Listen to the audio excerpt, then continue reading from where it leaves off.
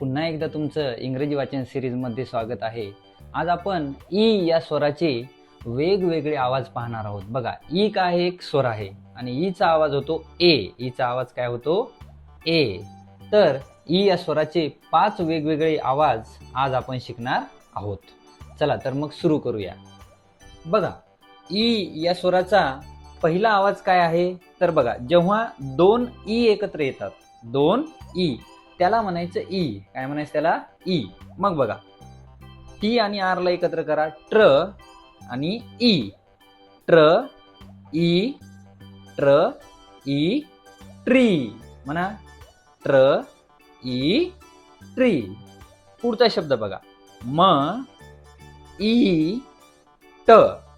म ई ट, मीट. म्हणा, मीट. पुढचा शब्द ग्र ई न.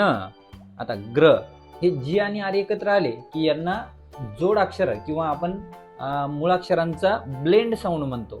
तर ते काय ते आपण नंतर शिकूयात. सध्या फक्त एवढं लक्षात घ्या की आपल्याला ईचे आवाज शिकायचे. बघा, ग्र ई न, ग्रीन. म्हणा, ग्र ई न, ग्रीन. त्यानंतर ॲ ग्र ई.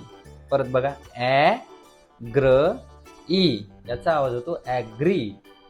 ॲग्री. त्यानंतर पुढचा ईचा आवाज आहे, त्यामध्ये ई आणि ए हे 2 अक्षरे एकत्र आले तरी सुद्धा याला आपण ई म्हणतो.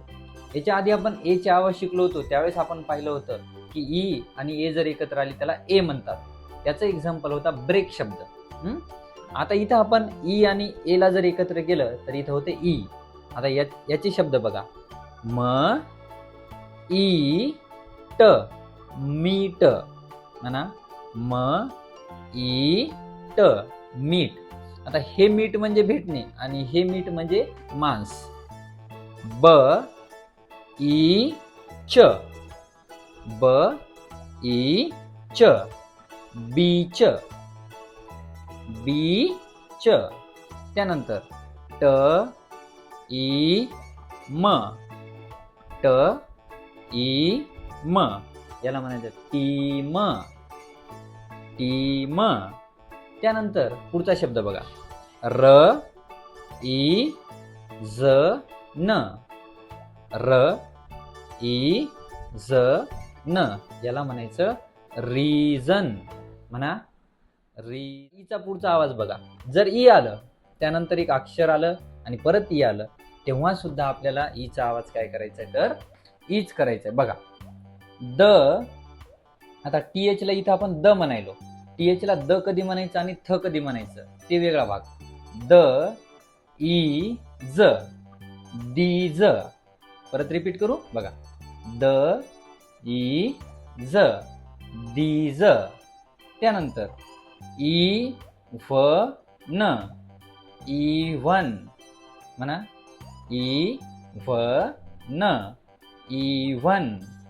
जर असे एक ई आलं त्यानंतर एक अक्षर आलं परत ई आलं तेव्हा काय होते? दुसरं ई सायलेंट होते, दुसऱ्या ईचा आवाज येत नाही. एवढं लक्षात ठेवा. बघा, ज ई न, जीन. म्हणा, ज ई न, जीन. पुढचा अक्षर बघा, ई फ, ई फ. त्यानंतर स ई न, सीन. आता इथे स हे जे सी आले मध्ये, जर एसच्या नंतर सी आलं तर त्या सीचा आवाज करायचा नाही, त्याला कट करायचं. बघा, त्याला वगळायचं. स ई न, सीन. स ई न, सीन. अशा पद्धतीने हे 3 आवाज आहेत. जर ई सोबत आय सोबत ई आलं तर याला आपण ई वाचायचं. आय आणि ई ला काय वाचायचं? ई. आय आणि ई ला काय वाचायचं? ई. बघा, फ ई ल ड, फील्ड. फ सोबत ई जोडले काय होते? Fee, field. त्यानंतर पुढचं बघा, च ई फ, चीफ. परत बघा, च ई फ, चीफ. नंतर थ ई फ thief, थ ई फ thief. पुढे प्र ई स्ट priest. परत प्र ई स्ट. बघा यामध्ये ई आणि वाय एकत्र आले. कोण एकत्र आले? ई आणि वाय. तर ई आणि वाय जर एकत्र आलं तर त्याला कसं वाचायचं हे आता आपण समजून घेऊ. बघा ई आणि वाय ला एकत्र केलं तर होते ई, आणि हे फक्त वाक्याच्या शेवटी होते. कुठं होते? वाक्याच्या शेवटी. बघा म न ई मनी, म न ई मनी. त्यानंतर ह न ई हनी, ह न ई हनी. नंतर क ई ड न ई की ड नी. वाचा की ड नी.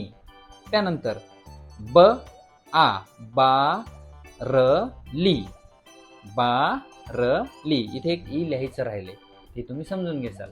अशा पद्धतीने आपण ई या स्वराचे 5 आवाज पाहिले. किती आवाज? 5. आणि व्हिडिओ परत बघा आणि सर्व शब्द लिहून घ्या आणि वाचनाचा सराव करा. आपल्याला फक्त प्रत्येक मुलाला इंग्रजी वाचता येईलच हे बघायचंय.